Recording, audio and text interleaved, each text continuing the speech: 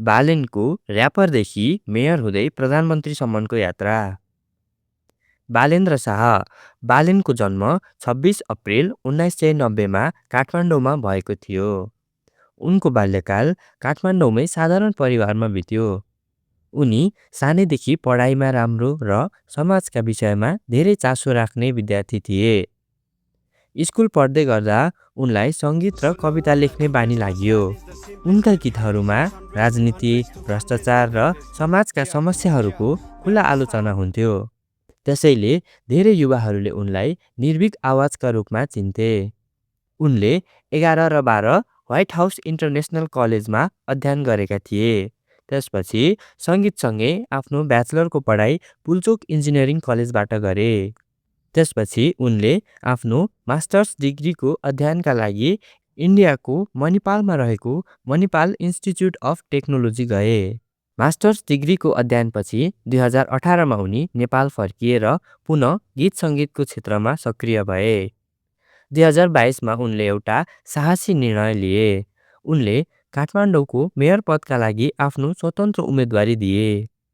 उनको दक्षता, हिम्मत र भिजन देखेर काठमाडौँका जनताले उनलाई धेरै विश्वास गरी मत दिए। उनले स्वतन्त्रबाट काठमाडौँको मेयर पदमा आफ्नो पहिलो राजनीतिक यात्रा सुरु गरे। उनले नेपालका ठूला राजनीतिक दलहरू नेपाली काङ्ग्रेस, नेकपा एमाले आदिलाई भारी मतले पराजित गरे।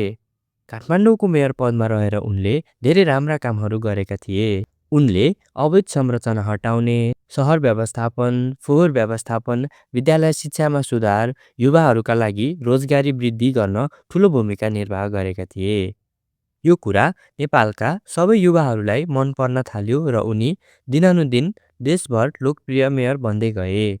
त्यस बेलासम्म नेपालका प्राय सबैले बालेन भन्ने बित्तिकै चिन्न थालिसकेका थिए।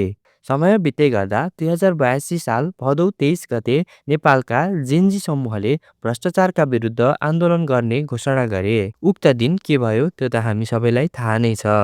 अर्को दिन भदौ 24 गते। उक्त दिन पनि देशभर आन्दोलन कियो र नेपालमा रहेका नेताका घरहरू जलाइए। त्यसै दिन नेपालका तत्कालीन प्रधानमन्त्री केपी शर्मा ओलीले राजीनामा दिनु पर्यो। उता नेपालका तत्कालीन गृहमन्त्री रमेश लेखकले भने अघिल्लो दिन अर्थात् भदौ 23 गते नै राजीनामा दिइसकेका थिए।